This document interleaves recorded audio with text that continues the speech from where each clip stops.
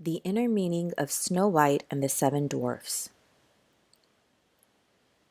I have been asked to give a metaphysical interpretation of Snow White and the Seven Dwarfs, one of Grimm's fairy tales. It is amazing how this picture, a fairy story, swept sophisticated New York and the whole country due to Walt Disney's genius. This fairy tale was supposed to be for children, but men and women have packed the theater. It is because fairy tales come down from old legends of Persia, India, and Egypt, which are founded on truth. Snow White, the little princess, has a cruel stepmother who is jealous of her. This cruel stepmother idea appears also in Cinderella. Nearly everyone has a cruel stepmother. The cruel stepmother is a negative thought form you have built up in the subconscious. Snow White's cruel stepmother is jealous of her and always keeps her in rags and in the background. All cruel thought forms do this. The cruel stepmother consults her magic mirror every day, saying, "Magic mirror on the wall, who is the fairest of them all?" One day the mirror replies, "Thou queen, mayst fair and beauteous be, but Snow White is lovelier far than thee." This enrages the queen, so she decides to send Snow White to the forest to be killed by one of her servants. However, the servant's heart melts when Snow White begs for her life, so he leaves her in the woods. The woods are filled with terrifying animals and many pitfalls and dangers. She falls in terror to the ground, and while there, a most unusual spectacle presents itself. Scores of the most delightful little animals and birds creep up and surround her. Rabbits, squirrels, deer, beavers, raccoons, etc.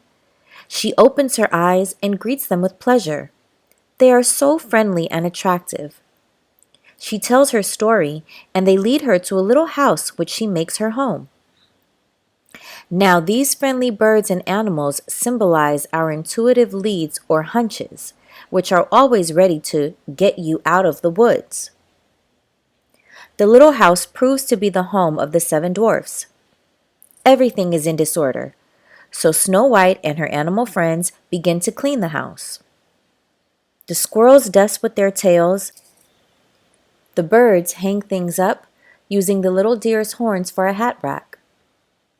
When the Seven Dwarfs come home from their work of digging gold, they discover the change, and at last find Snow White asleep on one of the beds. In the morning, she tells her story, remains with them to keep house and cook their meals, and is very happy. The Seven Dwarfs symbolize the protective forces all about us. In the meantime, the cruel stepmother consults her mirror, and it says to her, "Over the hills in that green wood shade, where the Seven Dwarfs their dwelling have made. There, Snow White is hiding her head, and she is lovelier far, O queen, than thee." This infuriates the queen, so she starts off disguised as an old hag with a poisoned apple for Snow White. She finds her in the house of the Seven Dwarfs and tempts her with the big, red, luscious apple. The birds and animals endeavor to tell her not to touch it. They try to give her the hunch not to eat it. They rush around in dismay, but Snow White can't resist the apple. She takes one bite and falls, apparently dead. Now all the little birds and animals rush off to bring the Seven Dwarfs to the rescue, but too late. Snow White lies lifeless. They all bow their little heads in grief. Then suddenly the prince appears, kisses Snow White, and she comes to life.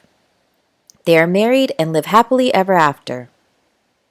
The queen, the cruel stepmother, is swept away by a terrific storm.